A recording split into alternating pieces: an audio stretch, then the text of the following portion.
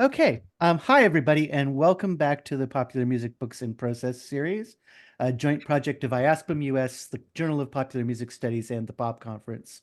I'm Carl Wilson, one of the series organizers, along with Francesca Royster, Gus Stadler, Antonio Randolph, Kimberly Mack, and on leave this year, Eric Weisbard. You can find our whole calendar on the IASPM website under the Journal tab, and you can also catch up on videos of all of our past sessions on Eric's YouTube channel, including last week's session with Darren Mueller and Nate Sloan about jazz and the vinyl LP. We're off next week, but then we return on April 15th at 5 p.m. Eastern with Elijah Wall discussing his new book, Jelly Roll Blues, Censored Songs and Hidden Histories, with our own Kimberly Mack. Today, though, it's time to talk bluegrass. That is the collection in progress, New Dimensions in Bluegrass Scholarship, edited by Lee Bidgood and Greg Reish. And we're excited to have them here along with some special guest contributors. Let me give you some quick background on today's main presenters. Lee Bidgood is a professor in East Tennessee State University's Department of Appalachian Studies, where he also leads a mandolin orchestra and global string band, and directs the newly formed Institute for Appalachian Music and Culture.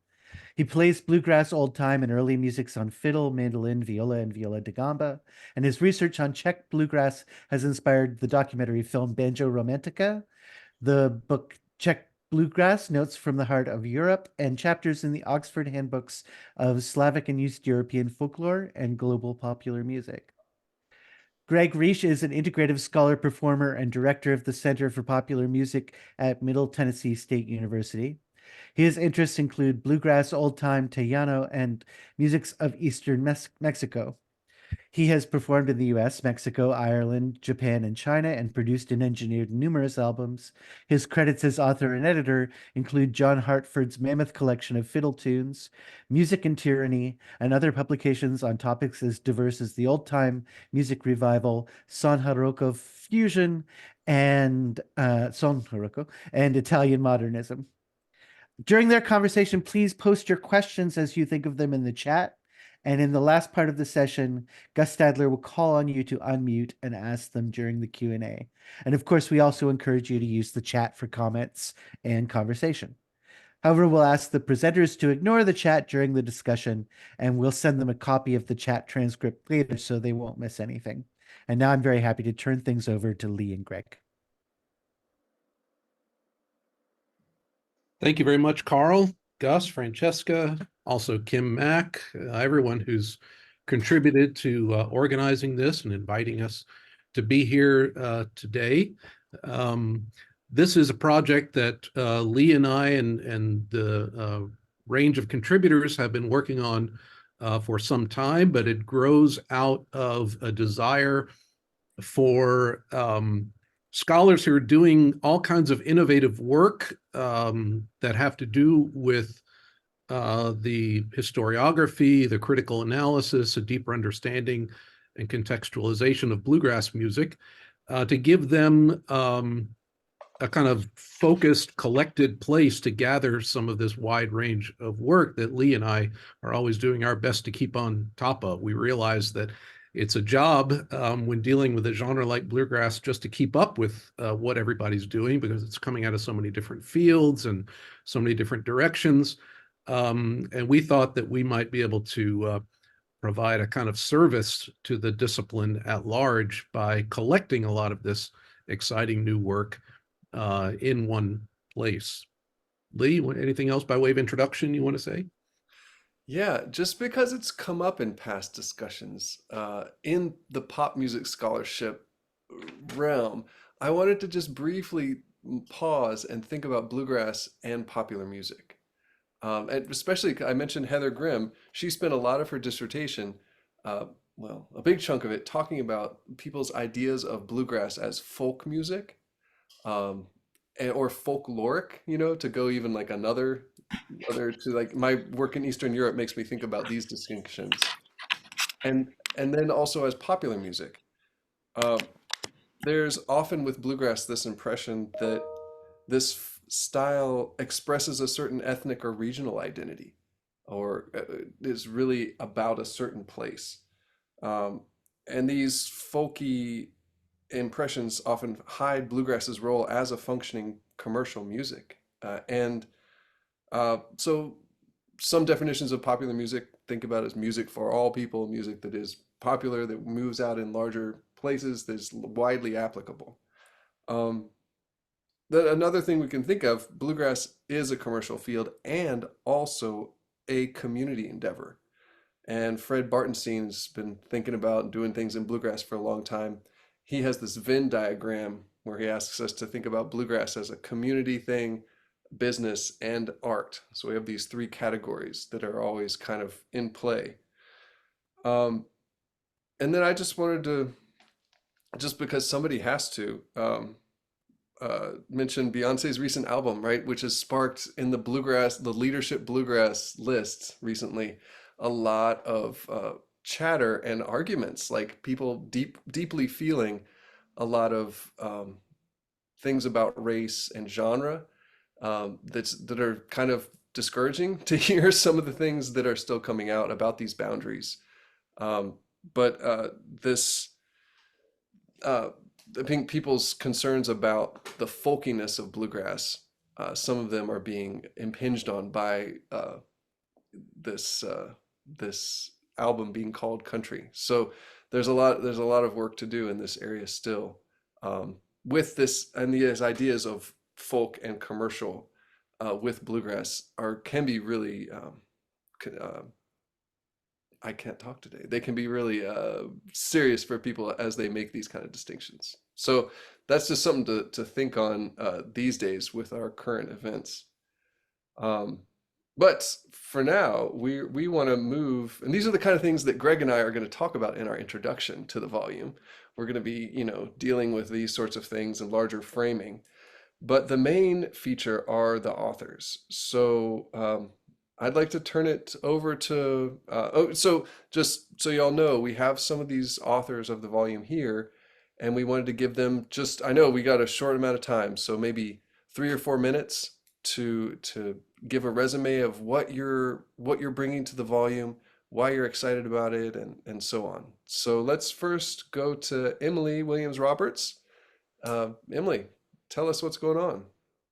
Hello, my name is Emily Williams Roberts. I'm a fourth year PhD student at the University of Chicago, and my chapter has focused on disability and accommodation within the Bluegrass Jam Circle. I myself am a partially deaf fiddle player, and so it's a topic that is very close to my heart, and yet in many ways, quite an exploration because of the diversity of both bluegrass and disability. So in this chapter in particular, I focus on aging and how aging is not only accommodated in the jam session, but it creates a culture of accommodation. Rather than rather than accepting traditional categories such as disability, musicians tend to favor terms like "I'm just old," and in that way, the jam session is not built around disability, but rather is realized in the presence of individuals with different bodies and different minds. Accommodations and access are often only discussed within the context of what you need for work or for school. So very capitalistic ideas of acceptance. And my research counters this. It demands that we acknowledge social accommodations, or as I term in my paper, participatory accommodation.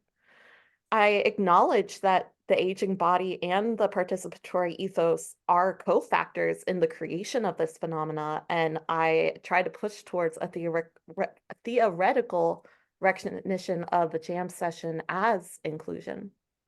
Now, this study is certainly only the beginning. This is a chapter from my master's thesis, and I do continue to build off of this. I'm working on my dissertation now. But it's really exciting to have this start included within this volume. And hopefully it continues to build upon itself so that we can think about what it truly means. What is inclusion? What does it mean to participate? I think the Bluegrass Jam Session can teach us just as much as we can learn from it. That's great. Thank you. Emily. If any of the listeners had looked carefully at the abstract that was circulated, Lee and I made a point to highlight the fact that there were kind of three big overlapping areas within the collection that we think of as new directions. The title, by the way, is a play off on a very famous bluegrass album, New Directions in Banjo and Bluegrass, from 1963 with Marshall Brickman and Eric Weisberg, many tracks of which ended up on the Deliverance soundtrack 9 years later, but that's neither here nor there. But these new directions, these three big areas, one of them is looking at bluegrass from a variety of disciplinary perspectives and utilizing a broader range of methodologies that come from lots of different sources. The first generation of bluegrass scholars whose work is foundational to all of us who are engaged in bluegrass scholarship, thinking of Neil Rosenberg, Charles Wolfe, Robert Cantwell. These are folks, many of whom came from a folklore background and were engaged to some extent in writing the historiography of kind of a grand narrative of bluegrass music, focusing on its major figures and its core stylistic evolution. And that work is extremely valuable, and we all still rely on it here in the 2020s. But one of the things that motivated Lee and me in conceiving of this project was the fact that so many people are doing so many different kinds of work now, and Emily's just given us a really nice example of that. I want to turn now to another one of our contributors who's on the line here, and that's Chelsea Burns from the University of Texas at Austin. Chelsea's a theorist, but she's going to tell us a little bit about her contribution to the project. Thanks, Greg. And I feel very much less polished than Emily. She really had a lovely summary that was so well timed also. But I'll just talk a little bit about my chapter. As Greg noted, I'm a theorist, so there's a little bit of theory in there, but largely what I'm thinking about in my chapter is forces in various aspects in the bluegrass community that result in kind of conserving or preserving impulses, right? And I look at a few different things. So I start by looking at kind of a wide array of sounds that represented a given song prior to Bill Monroe's sort of canonical recording, and then sort of the replication that ensues after. So I look at Footprints in the Snow and a few different really different recordings from the 1930s, and then Bill Monroe's 1946 recording, and then looking at how sort of various musical features are replicated in later recordings, you know, up until just a few years ago, right? Even now, probably. You know, the extra beat in the second verse, the chubby wise intro, these certain ways that people demonstrate kind of belonging and knowing, right? So I'm kind of thinking about this question of authenticity and how you show that you belong, right? And so part of this is by replicating and maintaining certain practices. And then part of this is sort of continued acknowledgement on behalf of people who already feel like they belong in bluegrass, right? That IBMA awards are awarded by IBMA members, right? So if people already feel that they fit into that bluegrass scene, they are more likely to get to vote on what counts as bluegrass, this kind of thing. I also look at the amateur community and how jam scenes have certain sort of narratives that they retell about the history of bluegrass and about which songs we need to make sure that we're playing all the time, right? So that it kind of continues like a preservation of a certain sort, but also one that keeps things sort of tight in a certain way. So I look at a variety of different kinds of issues on how bluegrass is kept in a certain narrow box at times, even though there are much wider ranges of practices that get connected to bluegrass, or might be called like bluegrass adjacent or chamber grass or any number of other things, but ways in which the bluegrass space can be maybe less welcoming than it could be. And so even despite people's sort of efforts to think about, you know, how can we be more welcoming? How can we be more open? That there are a variety of pressures that keep it maybe less open than it could be. And I think that, you know, since there's since Lee brought up this question of Beyonce's country album, right? Like Rhiannon Giddens in 2017, I think it was, gave the IBMA keynote and just said, like, I am not a bluegrass musician. I've never called myself a bluegrass musician. I've sort of been called here to represent a kind of diversity that is not present in the repertory. And if that's what you want, like, I'll talk to you. But, you know, and I was just talking to her a year or two ago, I guess. And she was like, this thing where everybody talks about like this one recording or this one day in which somebody played this thing in this one way, you know, it kind of ignores a certain folk process, right? Like the changing over time or these things. And I don't think that that's necessarily a firm aspect of how bluegrass looks, but that's what my chapter is about. Just thinking it like where the tension is between sort of preservation and like a continuity of practice. That's great. Yeah, thanks, Chelsea. That actually dovetails really nicely with Jody Rockwell's chapter also, which I'm going to come back to. Jody's not on the call today, but I'll come back to that in just a minute. Thank you. Music theorists, y'all are all right. So another discipline that we're privileged to host within the covers of the soon-to-be volume is sociology. And Rob Gardner has written a lot about bluegrass in different ways. So he's contributing a chapter that looks at festivals with some different lenses. So Rob, you want to go ahead and tell us about it? Sure. Hi, everybody. I'm Rob Gardner from Linfield University in McMinnville, Oregon. And I'm in a Department of Sociology and Anthropology, so I kind of bring an interdisciplinary lens to this project. I really begin with the idea that historically bluegrass music and festival life has provided fans with a range of symbolic resources, practical tools, and strategies to understand and grapple with personal and collective distress during periods of rapid social and environmental change. And I think if we look at the history of bluegrass music, we see the history of environmental change sort of woven into the various stories and narratives of bluegrass music. In particular, I look at sort of a latent environmentalism in both bluegrass music and in festival practice.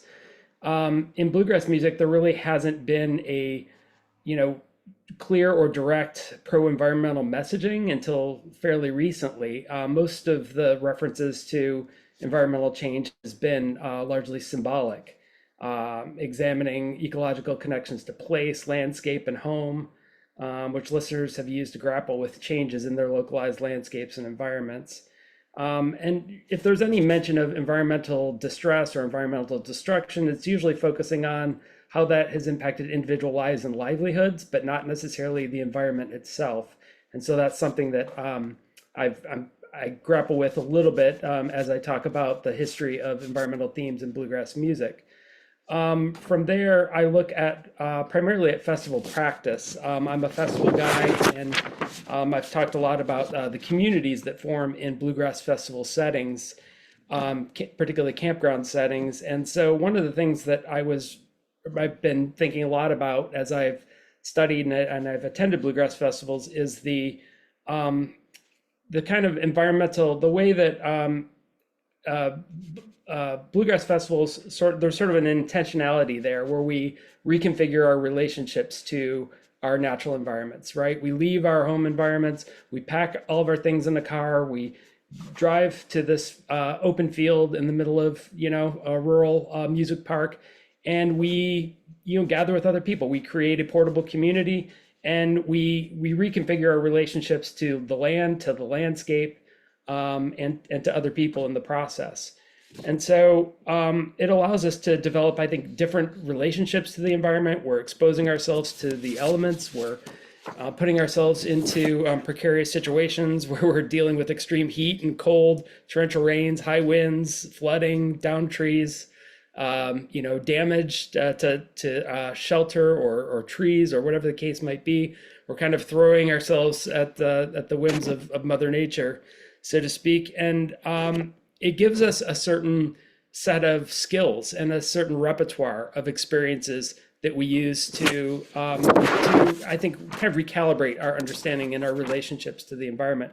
So I end up examining a number of festivals that have incorporated intentional sustainability elements as well into practice to encourage festival goers to experiment with various sustainability practices. There's been an effort, a number of festivals that I've attended on making sure that people aren't leaving a trace or that they're not leaving an impact on the festival grounds, but also more consciously looking at consumption, right? And looking at what's being consumed, how it's being consumed at the festival. And I think bluegrass festivals have become a laboratory of sorts, a living laboratory in which we learn how to live and interact in different ways. And that's something that I find to be very powerful and document in my chapter. And so through their festival participation, bluegrass fans connect with natural environments and learn concrete skills, knowledge, and practices linked to environmental stewardship and sustainability that pay long-term dividends for personal and community resilience. Today, bluegrass music and festival culture and the portable campground communities that anchor it provide a set of experiences, relationships, and resources that prepare us for handling life's challenges outside of the festival.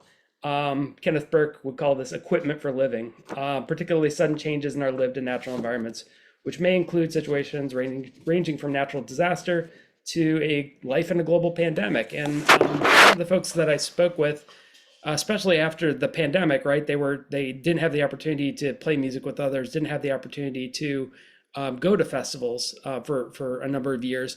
But they ended up drawing from those experiences, and it got them through the pandemic in really interesting ways, and got them through some of the things that they've dealt with in their home communities, whether it be floods or coming together as a community to help each other out, help neighbors out, right? They kind of honed some of those skills in the festival setting. So I draw from some of these ethnographic experiences and detail those in my chapter.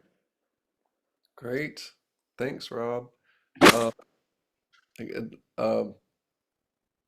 We'll move now from, as Greg said, this first section on different methodologies and disciplines, these perspectives and hearings of bluegrass, to the music itself, which we always like to think about sometimes, but also the musical materials, the various kinds of the instances, the concrete things, the objects, and so on. I'll be writing my contribution, which is written, actually. It's not I will be writing, addresses banjo making in the Czech Republic. So I focus on two different makers with different approaches to creating bluegrass style 5-string banjos. And it's been really interesting to learn more about the process, the logistics, and so on with these two makers. And I think about these dynamics of global trade, of history, of the legacy of the banjo, of race, and the identity of that also plays out in genre and other divisions, all the things that these makers are considering as they produce their instruments. A lot of really interesting resonances and things to discuss there. I wanted to put in a brief plug here too, also for another chapter, and this is one of the ways that we found to increase the kinds of voices that were in our project, not just academics, but other folks, artists, and folks like Lillian Werbin, who is not an academic. She is the chief executive officer of Elderly Instruments, which is a leading retailer of fretted musical instruments on the scene and has been for a long time now. It's a family business that she's taken over from her parents. And so she is able to give us some really interesting thoughts on the business today, on how things have been in current years and where she sees them going from that retailer's perspective. And also from her perspective as a person of color and someone who's been involved in efforts like the Bluegrass Pride movement, the Arnold Schultz Fund, which is an effort in the IBMA sphere to increase opportunities for people of color in bluegrass-related projects, and so on. So we have these interviews, and she speaks with Kathy Fink for a discussion that ranges all over the place. It's really great. And we have a couple more of those kinds of discussions. And next to Greg for some talk about Jody Rockwell. Yeah, so Lee, for those of you that might not be as familiar with the bluegrass community and the scene and some of the things that are of vital importance, bluegrass musicians and fans, and there's a lot of overlap in those two groups, tend to have an unusually sharp focus on the instruments themselves. There's a kind of fetishizing of the instruments, particularly vintage instruments, but just instruments in general, and certainly musicians in jazz and rock and every other popular genre also talk a lot about instruments, and those tools are very important. But I would suggest that in bluegrass it's kind of amped up a level or two, and you could say in some sense it's on the level of classical music, and that is where Jody Rockwell comes in. Now, he's not really talking about the instruments themselves, but he is in his chapter. And Jody, by the way, is also a theorist, so it fits into this kind of studying the music itself and some of the nuts and bolts of how it works, but he looks at the broader implications of it in thinking about the pros and cons of calling bluegrass a kind of classical music, which it has been called. He begins with a comparison of sorts between Earl Scruggs and Niccolo Paganini, because Earl Scruggs was at one point called the Paganini of the banjo. And I just want to read one paragraph from Jody's chapter, where he gives a little bit of detail about how, with transcription of how Earl purposefully reworked passages from his famous composition, Flint Hill Special, a banjo standard. And Jody writes, "What are the consequences of thinking of Earl Scruggs as a composer? We find in this idea a non-linear history of the sound of bluegrass. Bluegrass is a kind of classical music that goes alongside its development as an American roots music or folk music, like Lee was talking about earlier. I offer this conception of bluegrass not as an attempt to legitimize it as serious music, because bluegrass and its musicians require no such justification. Instead, a classical framing is worth exploring because it is perhaps as cautionary as it is validating, and the bluegrass world can learn from its American roots relatives, jazz in particular, about some of the pitfalls and opportunities of classicization." So Jody goes on to make some comparisons with how this very discussion has played out in jazz scholarship and in the jazz community. He talks a little bit about the institutionalization of bluegrass in higher education, which is part of that classicizing tendency. And in the end, he comes away with another question, that perhaps we shouldn't think of Earl Scruggs as the Paganini of the banjo, but maybe we should think of Paganini as the Earl Scruggs of the violin.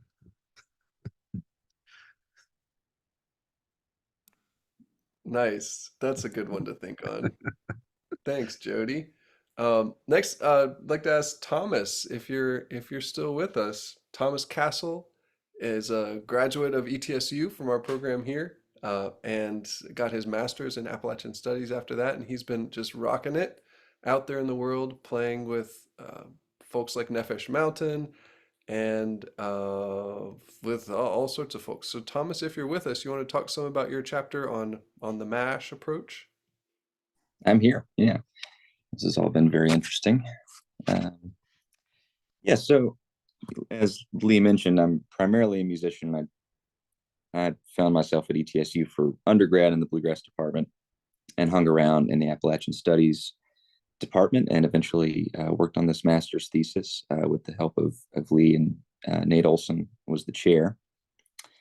And really, our discussion first started with exploring this musical subgenre of bluegrass, MASH being the term.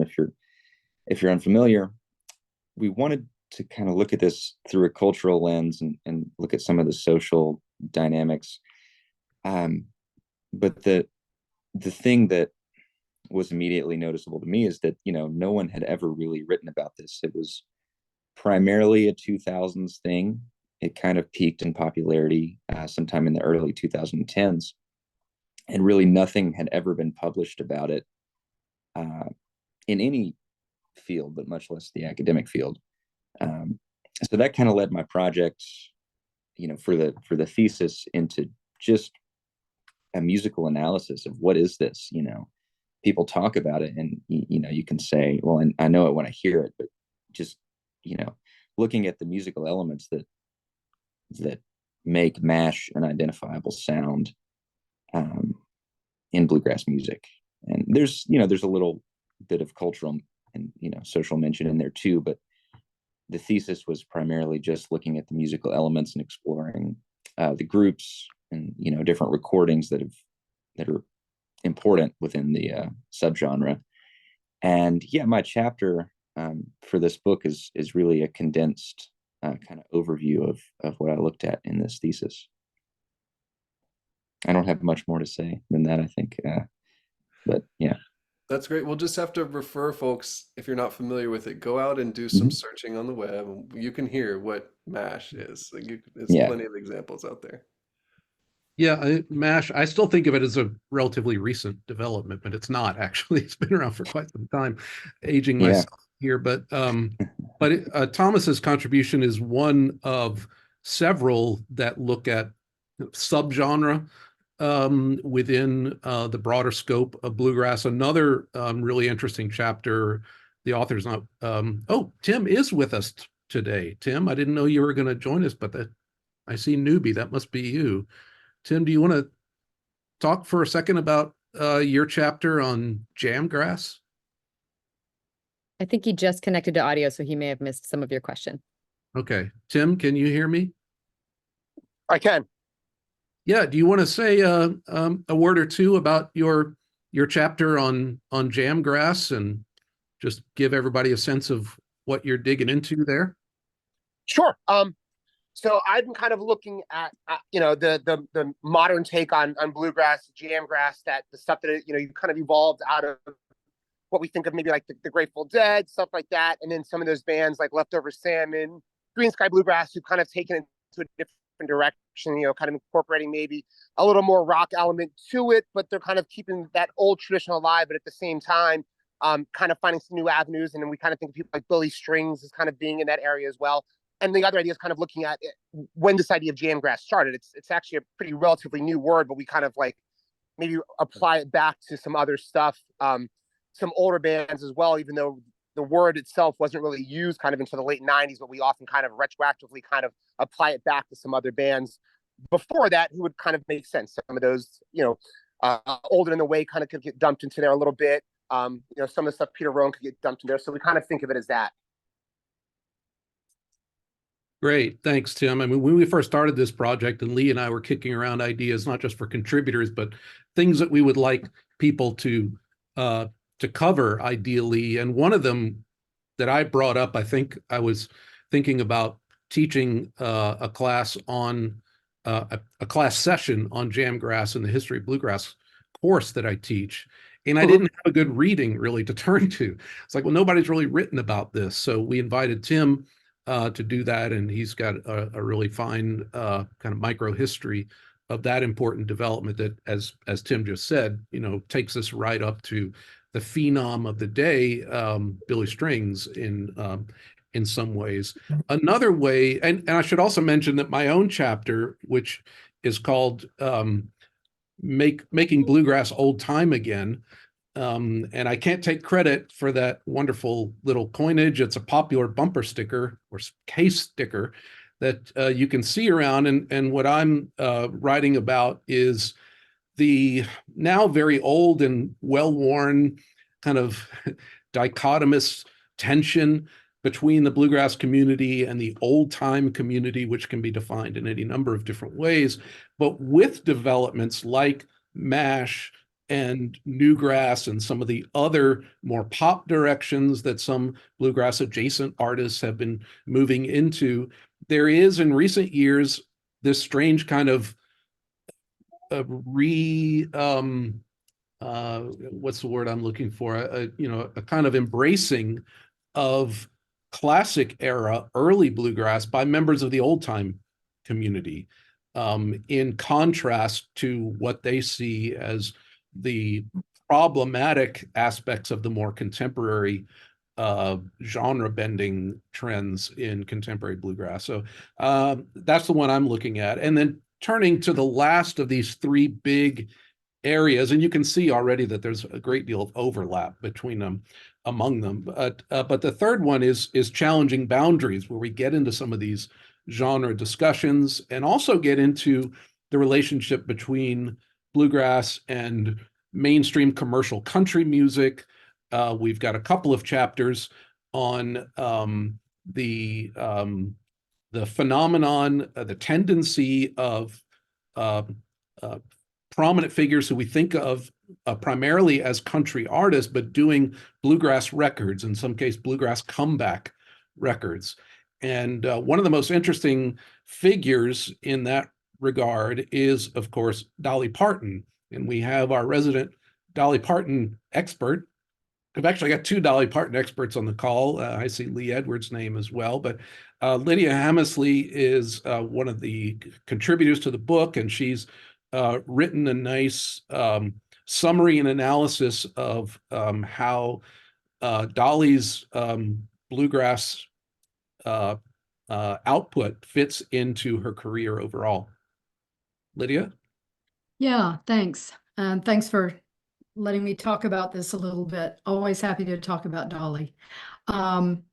So my chapter is, as Greg mentioned, a kind of overview of the way bluegrass has flowed in and out and through Dolly's career, and how Dolly has sort of defined what she understands to mean bluegrass, and also how bluegrass has helped her, as you say, kind of revitalizes her career. And I kind of start with the sense that a lot of people, if they know about Dolly and bluegrass, they probably know the three bluegrass albums from 1999, 2001, and 2002, The Grass is Blue, Little Sparrow, and Halos and Horns, and just then make the case that, yes, that was a pivotal moment for her, really revitalized her career and really got the bluegrass folks engaged with her, but that she's been doing bluegrass throughout her career. And so I just sort of do an overview there and go all the way back to her recording of Mule Skinner Blues. And interestingly enough, found a quote, Porter Wagner introducing that one time, saying that it was written by the king of bluegrass, Bill Monroe. So he got that wrong, but it's a telling quote because it makes it so clear that we're well beyond Jimmy Rogers now. We're talking about a bluegrass Mule Skinner Blues, but then Dolly's version of Mule Skinner Blues is more country than bluegrass, but using instruments to sound as if they are playing a bluegrass style. So it's an interesting genre blending.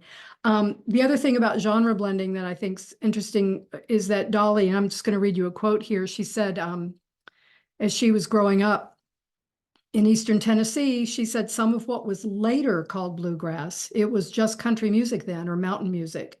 You didn't know what to call it at that time. We always just thought about it as mountain music or country music. So in my article, I don't just talk about the recordings that she's done that pretty much everybody would say, yep, that's bluegrass, absolutely. But instead really expand, because Dolly's expanded her notion of what bluegrass is, and follow her expansion into some of the other songs and recordings that she's done. And I've kind of I have borrowed her word. When she was describing her, quote, bluegrass albums, she said, I'm calling it blue mountain music. It's mountain music and it's bluegrass. So talking about, make bluegrass old time again. Well, Dolly's been doing that from the beginning. So I just kind of do an overview then of things that she had done before the trilogy, and looking at old timey sounding songs like Applejack played on a clawhammer banjo kind of thing. And then take a look at what she's done after that trilogy. And when she kind of decided, I think this was good for her brand, this was good for her career. And so I take a look at some of those albums and her collaborations with people like the Grascals and Rhonda Vincent, as especially like Rhonda Vincent, bringing Dolly on board to get herself a bigger audience. So basically that's kind of a quick overview. I think that the main takeaway here is that through Dolly's career, we can see how the genre of bluegrass isn't a fixed kind of thing in her mind, and how she interprets it broadly, and it reveals more, I think, about genre. And then also how bluegrass has, how I should say, how Dolly has used bluegrass in her career as a sort of center to her brand and a way to kind of goose up the mountain music angle of her identity when she's strayed a little bit too far off the mountain. So that's a little bit of what I'm doing here. That's great. Thanks, Lydia. That anecdote about Porter Wagoner attributing Mule Skinner Blues to Bill Monroe, I mean, it makes me think of this whole debate about ownership. And I don't mean legal in a legal sense, but in the cultural, social sense. And some of the people on the call might know Victoria Malawi's article, which came out some years ago, but I've used it in my classes, and it's about respect, the song Respect. And now once Aretha recorded it, it's like that was no longer Otis Redding's song for all intents and purposes. It became Aretha's song, and bluegrass is replete with that kind of phenomenon. I mean, particularly in the case of Bill Monroe reworking earlier material from a whole wide variety of sources, but there are plenty of other non-Bill Monroe examples as well. Mm-hmm. Right. Lee? All right. Well, in this boundaries, I'm really excited about Liza Flood's chapter, which looks at jamming. She can't be with us today, but her chapter is called "The Space Between the Songs: Song Choreography and the Social Self at Bluegrass Jams," and she looks at the tension between bluegrass as a part of expressing community, and then also about the self. So, about your beliefs, your aesthetics, and also your responsibilities to different kinds of frameworks. So she looks at two different jams, one in Asheville, North Carolina, which we could think of as a blue jam, like a Democratic leaning jam, like in terms of party politics.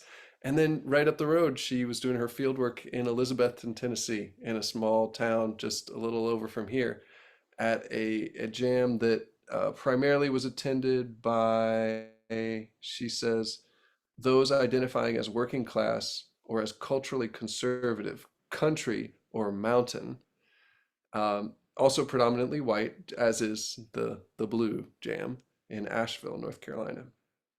And she says that at the jam in Asheville, as in other leftist spaces where it's typically a given that individuals should enjoy egalitarian individual liberty, people prioritize the autonomy of the individual and explicitly avoided social hierarchy.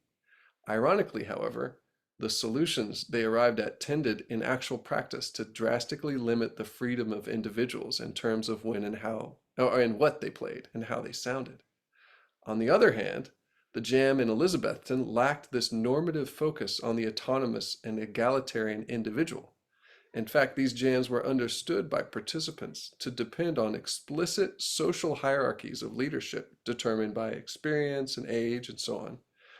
Yet, perhaps surprisingly, and this is what I think is so interesting about her whole chapter, participants in these scenes in practice tended to have much more freedom regarding when and what they played and how they sounded.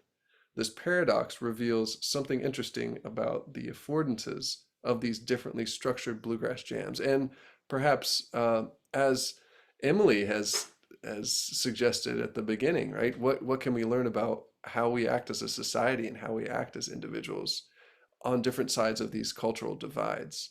So this chapter, I think, is really interesting. Lots of food for thought there. Great.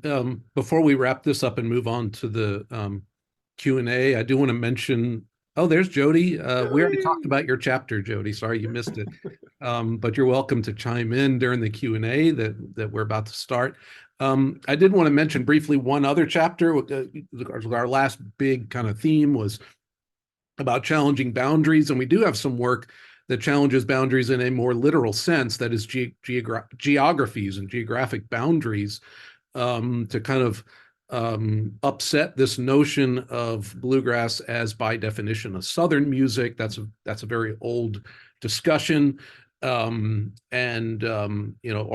even more specifically, bluegrass as a kind of Appalachian music, which is another common misperception that's been challenged over and over again over the years. But some of the contributions are looking at bluegrass internationally, but also in parts of the United States that have not, up to this point, been part of the core and widely known narrative, particularly in the case of Tristan Scroggins' contribution. Now, Tristan is a very busy working musician, but he grew up in the Southwest and lives in Nashville now. But he wrote us a very fine chapter on bluegrass in the Southwest, New Mexico and Arizona in particular, and brings attention to a number of figures that most of us, even those of us that have been knee deep in Bluegrass Scholarship for a lot, that's volume 2, right? Knee deep in Bluegrass Scholarship.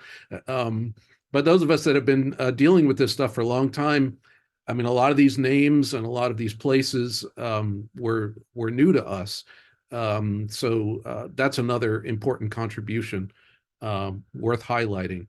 So just to wrap things up, I mean, I think what all of this wonderful breadth, I hope, is conveyed is that we're at a point in the big discussions about bluegrass, the scholarship on bluegrass, the teaching of bluegrass, that we have moved beyond some of the earlier focal points, that we're no longer just concerned with constructing and writing a grand core narrative, that we have moved beyond, to some extent, topics. They still come up, but they're not necessarily the main questions we're asking. What is authentic?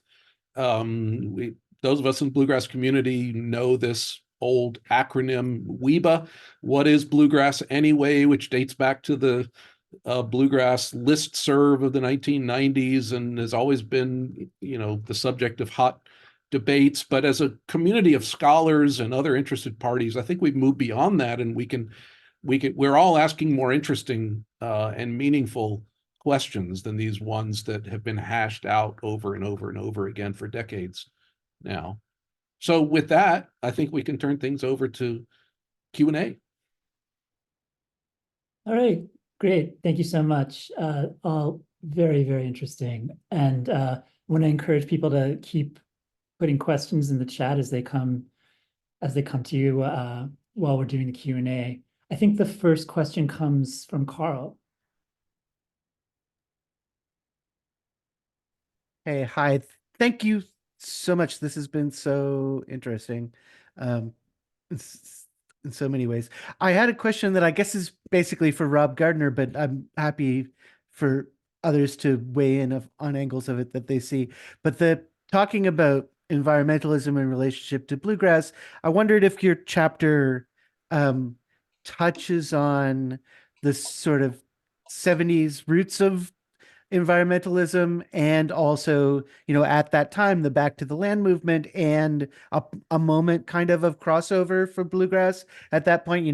Will the Circle Be Unbroken comes to mind particularly, but I think it was also kind of a boom period in sort of folk festival culture, and by extension, bluegrass participation in that kind of countercultural milieu. So I'm curious about that side of the association in and I think a lot of the public's mind, between bluegrass and that kind of eco-awareness, and the path along the way.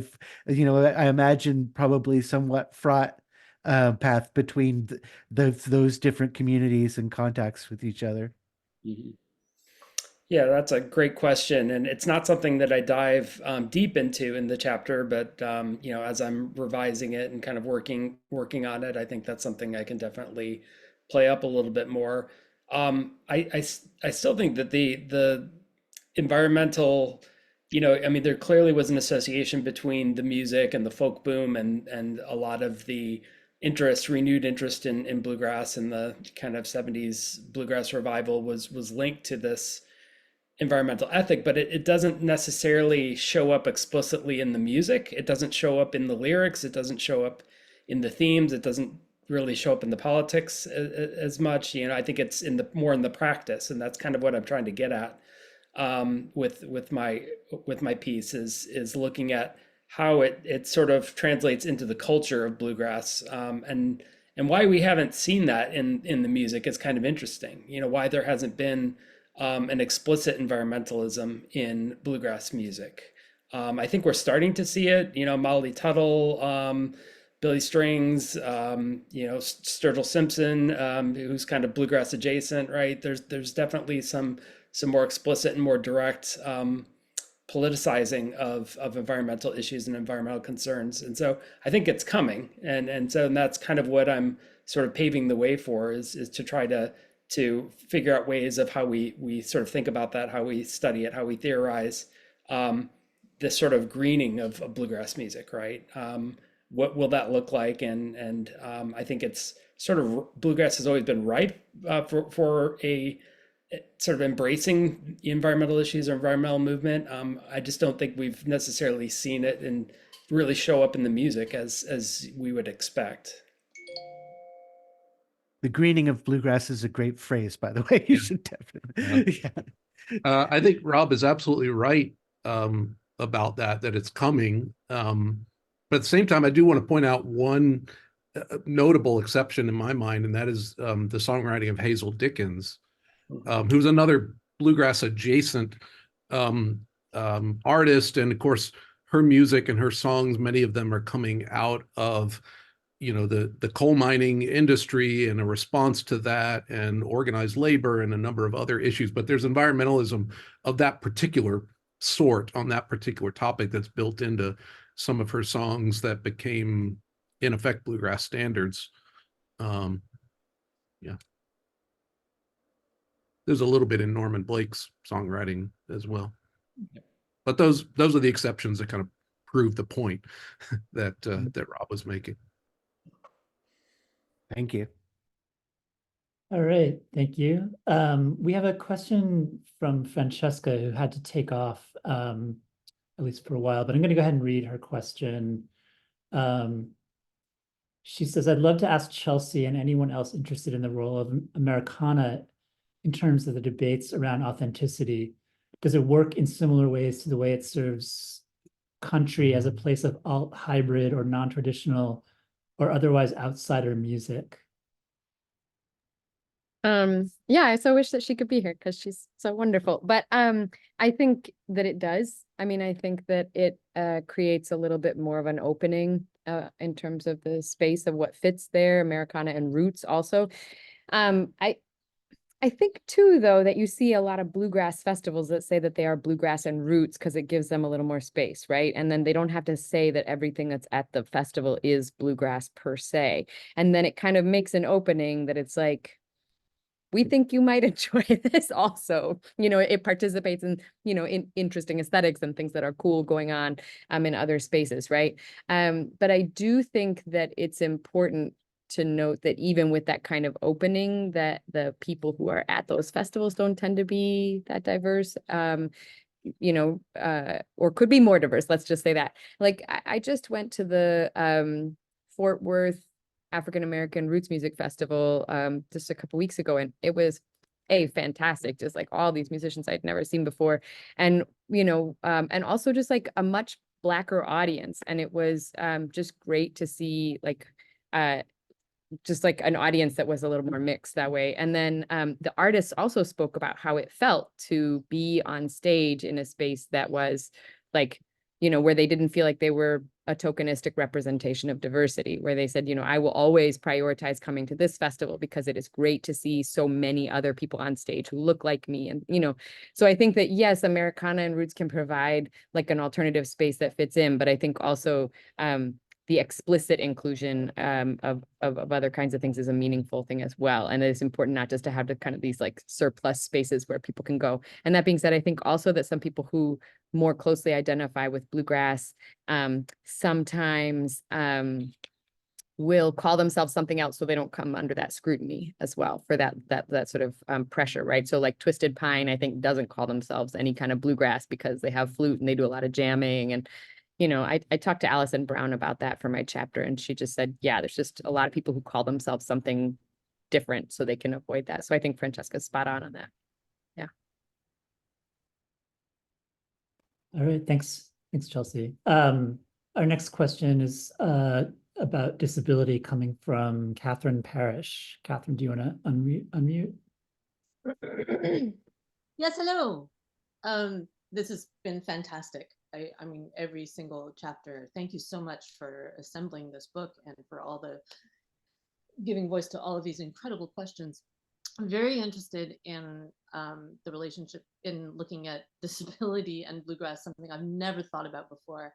And I have some experience playing with young people who have various disabilities, playing music with young people. So this is particularly interesting to me, but also especially within a genre like bluegrass that for me celebrates a certain athleticism and precision.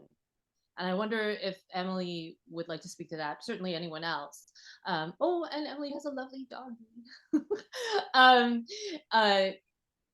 About certain any tensions that you've experienced this. I know that your chapter focuses on something slightly different, but would you speak to that? Could you speak to that? Sure. So I kind of have a twofold answer.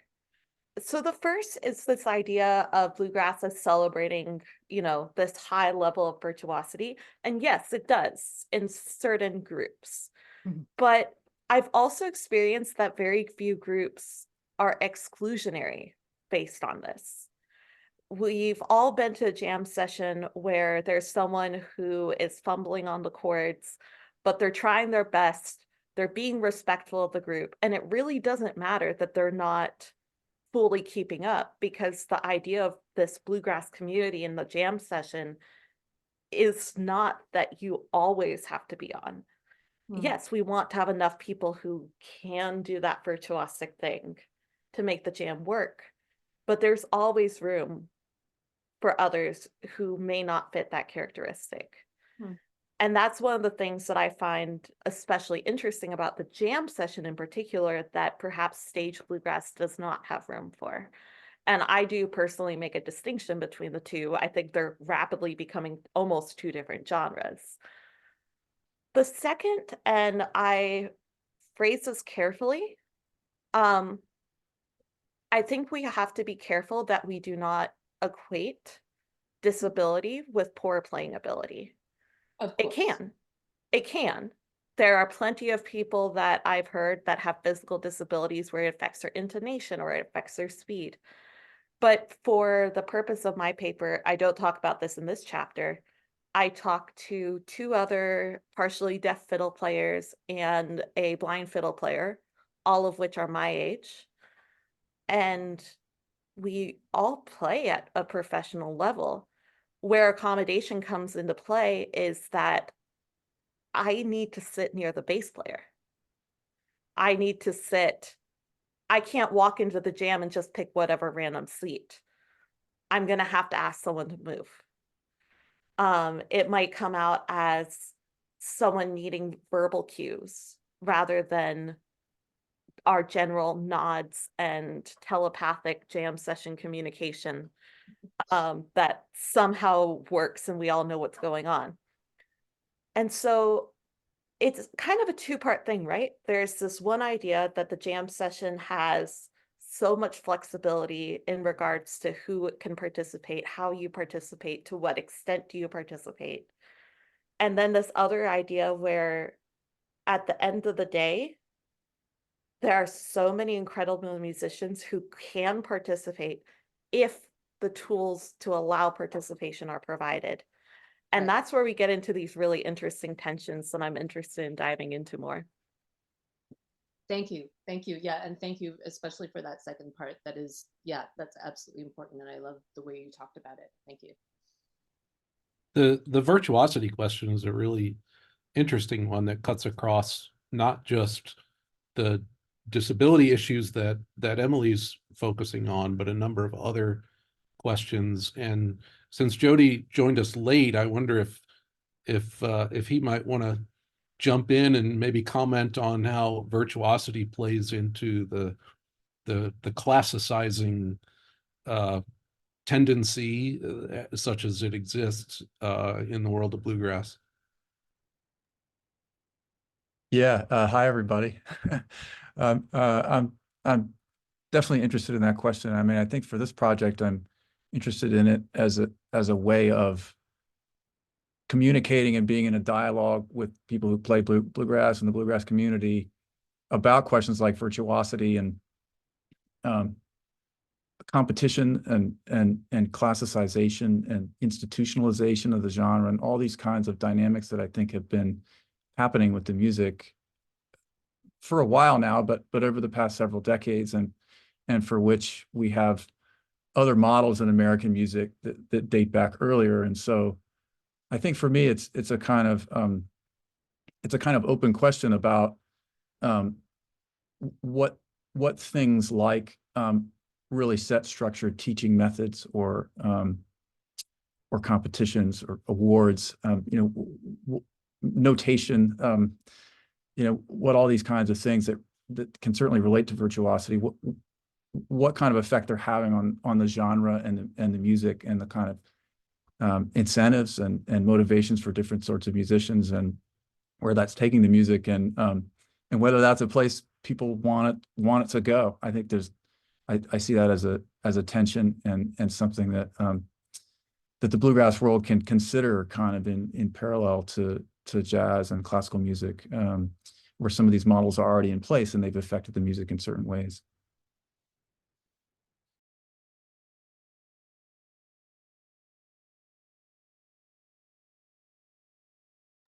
Okay, I'm trying to call on Lydia and Hi. sorry, you might, yeah, she just, yeah, great, thanks. Yep. Yeah, I was just remembering something back in, I think, 1993. I gave my first paper on bluegrass. It was at the Feminist Theory and Music Conference. And so talking about, Sweethearts of the Rodeo and, Kathy Fink and all those folks. And it, of course, wasn't a bluegrass crowd.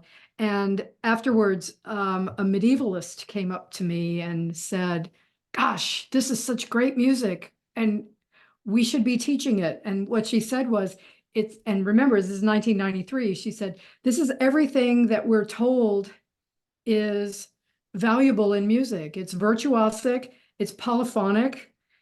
Why aren't we teaching this stuff? And so I was just thought I would share that little anecdote that, yeah, here's this medievalist saying, yeah, this stuff, there's something there. Now, she was judging it by those standards, that we would judge a string quartet by or whatever, but it was certainly recognized in her mind. So I just thought I would share that little anecdote.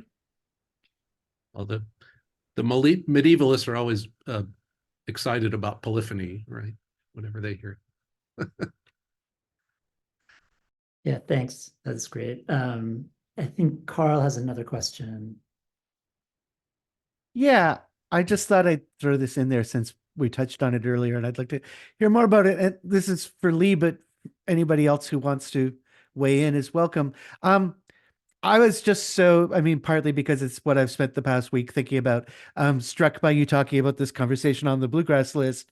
And I don't want you to, tell tales out of school, but regarding the Beyonce album, the reaction that I see from people in Nashville country, the rationale that people use when they object is that someone parachuting in this way, somebody going country in this way from pop, takes a space that somebody who's been paying their dues and fighting to work their way into the charts and all that kind of thing ought to have. That's the way that a lot of people put it. Obviously, there's like so many false assumptions built into that. But that's the rhetoric that I see people in threads and this kind of thing bring up when they're coming from a sort of Nashville mainstream industry point of view and have a problem with it. So I'm curious because obviously it wouldn't be the same questions in a bluegrass community context. So I'm curious what the ways that those objections were coded were, and what that conversation is about.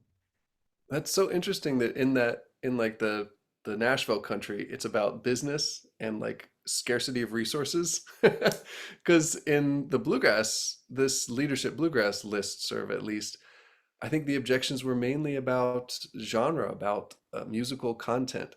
It's like, okay, it starts with a banjo, but it's not a bluegrass banjo. You know, it's not really country. You know, I mean, it's not bluegrass.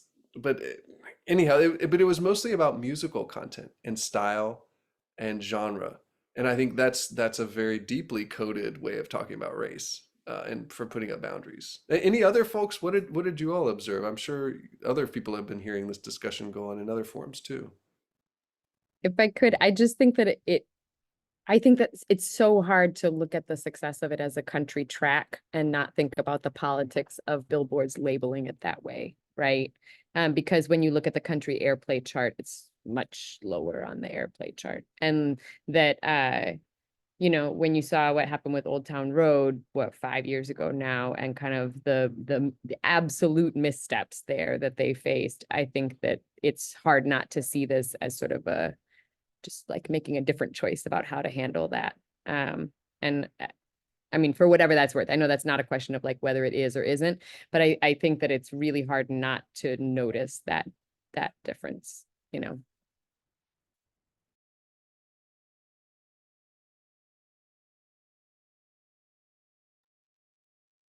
Does anyone else want to weigh in on the Beyonce question? I can pop in.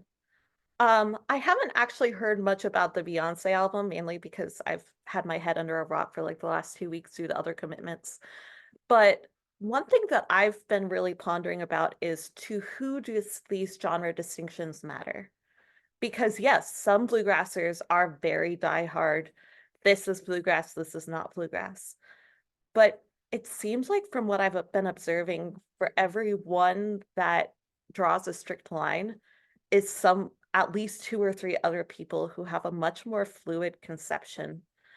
And so when we think about these ideas of how do we categorize something like this new Beyonce album, I can't help but wonder about how things like age group, how might bluegrassers my age think about it differently than another age group?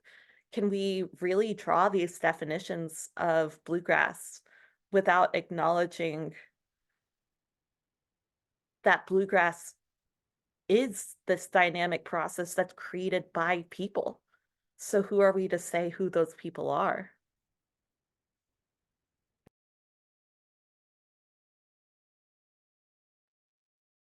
Thanks, Emily. Bluegrass historically, or people in the bluegrass industry and fandom as well, have always had a somewhat ambivalent relationship to questions of commercialism, priding themselves on the fact that, at least in their perception, that bluegrass is a kind of authentic folk music, which suggests, you know, a kind of shunning of commercialism, but also acknowledging the fact that, you know, the widely accepted father of bluegrass was himself a professional musician and brought bluegrass to the world's attention primarily through the Grand Ole Opry and making recordings for Columbia Records, a major label. And so commercialism had always been built into bluegrass proper from the very beginning, but there's always been this strange kind of pride, at least in what I've witnessed, among members of the bluegrass community, that their music is not as strongly viable in the commercial marketplace. So that creates this kind of built-in tension that in organizations like the IBMA, the International Bluegrass Music Association, have to navigate that, providing support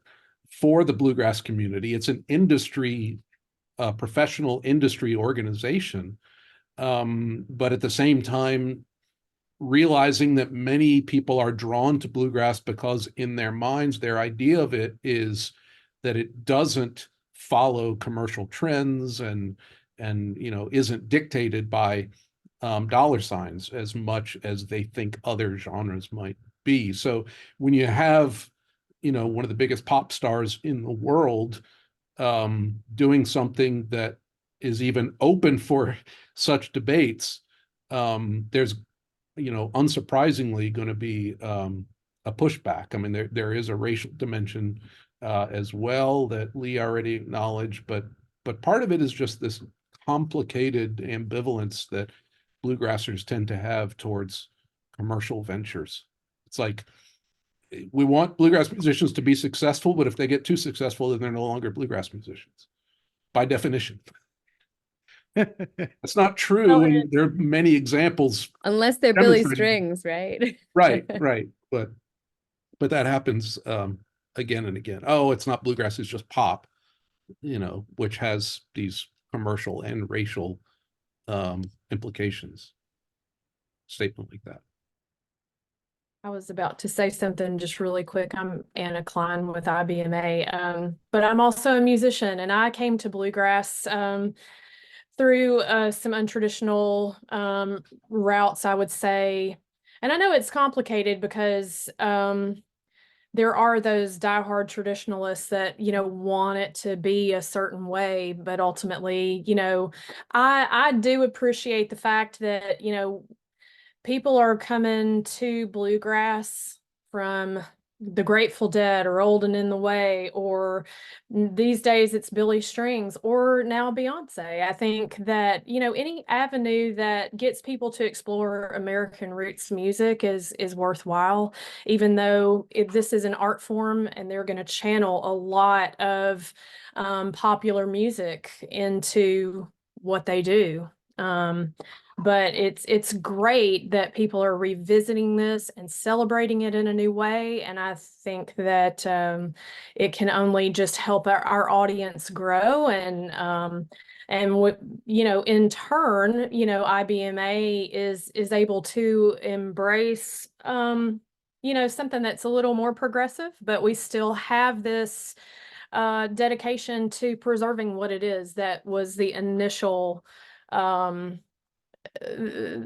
I would want to say the initial, seed that where this began in the first place. I just wanted to say that out loud, but I think that it's really cool to see other people embracing it. You see so many artists who return to their bluegrass roots, whether it's Sturgill Simpson, Alan Jackson, Vince Gill, everybody loves to make a bluegrass album. They return to that, and they return to this community, and it's great to see that it's being embraced by a wider audience. If I could, I did want to just add in there. Thanks, Anna, and thanks for being here. We do have there's an article that, should we say it, Greg? Should I talk about Travis? What do you think? I think we can. Now that I've said it, but Travis Steinling wrote a great essay about the country artist doing a bluegrass album, and as an authenticity plea. Their phrase. So Travis died at the end of this past year. Many of you probably know. So we'll have to figure out the possibilities of using that of the essay. Hopefully it will be possible to include it in the collection. Of course, Travis has been such an important part of many of our lives in thinking about this kind of music. I talked about their work today in my class with the Osborne brothers. So we're excited to have their contribution and be a part of this as well on that particular point of that turn back to bluegrass in some ways. Yeah, the three artists that Travis focused on in that chapter are Alan Jackson, Joe Diffie, and Dwight Yoakam. But there are other examples, of course, of artists that we think of as mainstream country. We already talked about Dolly, of course, and there are others, but there's quite a bit of focus on that set of questions about what does it mean, what does it try to accomplish, what does it represent when artists kind of turn back, or even when we phrase it in that way, reclaiming bluegrass to show some kind of authenticity at their core as commercial artists, raises all kinds of interesting questions.